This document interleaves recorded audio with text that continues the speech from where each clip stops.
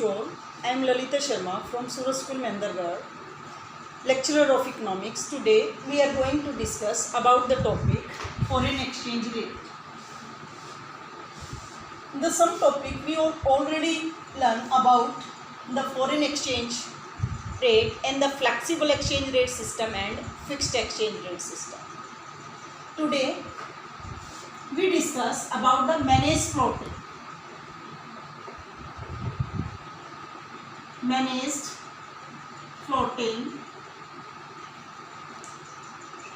it is also called the dirty floating.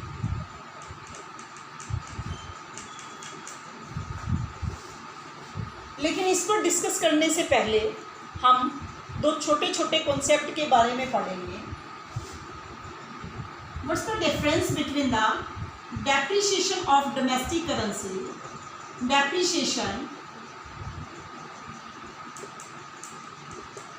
depreciation and appreciation. Depreciation of domestic currency and appreciation of domestic currency. Then first of all, what do you mean by the depreciation of domestic currency? Depreciation of domestic currency, it means decreasing the value of our domestic currency in relations to currencies of another country. यानी दूसरे देशों की currency के comparison में अगर हमारे देश की करेंसी की वैल्यू डिक्रीज हो जाती है, then these are called the depreciation of domestic currency. जैसे for example $1 it is equal to 60 rupees.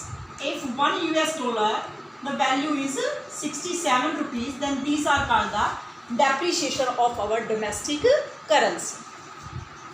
And appreciation क्या होता है? एप्रिसिएशन इसका बिल्कुल अपोजिट, यानी increasing the value of our domestic currency in relations to currencies of another country. यानी दूसरे देशों की कंट्री करेंसी की कंपैरिजन में अगर हमारी करेंसी की वैल्यू इंक्रीज हो जाती है, then these are called the appreciation of domestic currency. जैसे $1 उसकी वैल्यू अगर 67 रुपीज़ है और $1 की कीमत अगर 60 रुपये हो जाती है, then these are called the appreciation of domestic currency. तो जो हमारे देश में एप्रिसिएशन या डेप्रिसिएशन होता है वो किसके कारण होता है? डिमांड एंड सप्लाई के कारण. यानी इनमें डे टू डे चेंज होते रहते हैं. लेकिन if the desired limit are closed, then the RBI can also interfere in the international money market. लेकिन एक लिमिट से ज़्यादा अगर हमारी करेंसी का एप्रिसिएशन या डेप्रिसिएशन हो जाता है, तो उस सिचुएशन में यानी जो आरबीआई है वो इसमें इंटरफेयर कर सकता है. लेकिन नॉर्मल वे में जो एक्सचेंज रेट है, these are determined by the free play of the market forces. Depreciation की तरह एक इसमें वर्ड आता है डीवैल्यूएशन. डीवैल्यूएशन क्या होता है? अवमूल्यन बोलते हैं हिंदी में इसको. अवमूल्यन क्या आता है? मूल्य का कम होना. It means decreasing the value of our domestic currency in relations to currencies of another country. तो सेम डेफिनेशन है दोनों की. तो दोनों में क्या डिफरेंस होता है डेप्रिसिएशन और डीवैल्यूएशन में? यानी जो डेप्रिसिएशन है इसमें तो exchange rate are determined by the free play of the market forces. But अगर गवर्नमेंट के द्वारा, लेकिन डीवैल्यूएशन में अगर गवर्नमेंट हमारी करेंसी की वैल्यू को जानबूझकर डिक्रीज कर देती है, then this process is called devaluation. Right. जैसे ये किस लिए किया जाता है? हमारे एक्सपोर्ट्स को बढ़ाने के लिए, एफडीआई को इंक्रीज करने के लिए, यानी फॉरेन एक्सचेंज रिजर्व्स को इंक्रीज करने के लिए गवर्नमेंट के द्वारा ये किया जाता है. और सबसे पहले हमारे देश में जो डीवैल्यूएशन अप्लाई हुआ था वो 1991 में हुआ था, एलपीजी की पॉलिसी के division globalization. Now we discuss about the manage floating. It is also called the dirty floating. Manage floating और डर्टी फ्लोटिंग में क्या डिफरेंस होता है?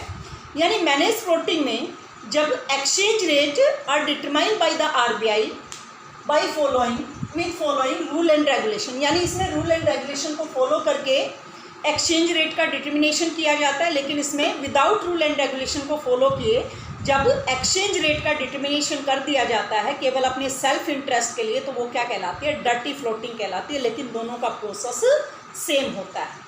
तो मैनेज फ्लोटिंग क्या होती है? Manage floating is also called the dirty floating. in which the exchange rate are determined by the free play of the market forces, but occasionally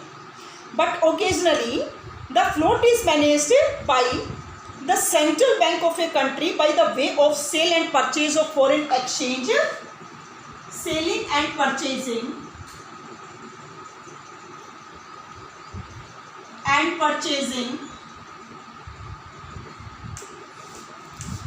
the foreign exchange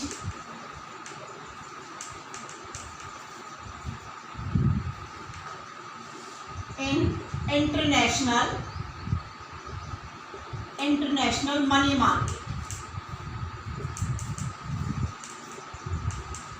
लेकिन if the exchange rate cross the limit of appreciation and depreciation, then in this situation the RBI can also interfere in the international money market by selling and purchasing the foreign exchange in the international money market. तो इसमें एक limit से ज़्यादा अगर हमारी currency के appreciation या depreciation हो जाता है तो उस सिचुएशन में RBI यानी इंटरनेशनल मनी मार्केट में इंटरफेयर कर सकता है।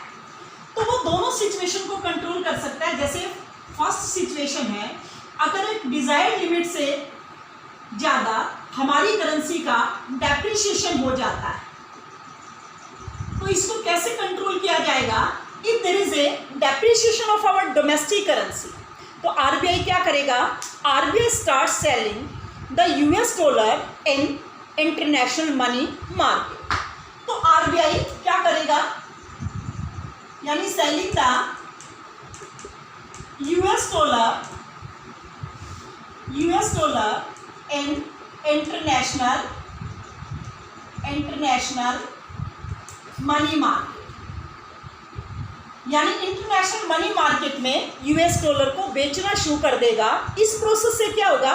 The supply of US dollar increases, US dollar की सप्लाई बढ़ जाएगी और उसकी प्राइस क्या हो जाएगी? डाउन चली जाएगी। तो इससे क्या होगा? यूएस डॉलर की प्राइस डाउन चली जाएगी, इट मीन्स हमारी डोमेस्टिक करेंसी की वैल्यू इंक्रीज हो जाएगी। So by this process, the RBI can control the situation of depreciation of our domestic currency.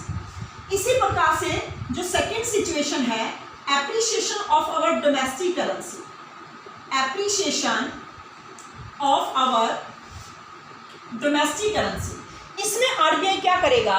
यानी to control the situation of appreciation of our domestic currency, the RBI starts purchasing the US dollar in international money market।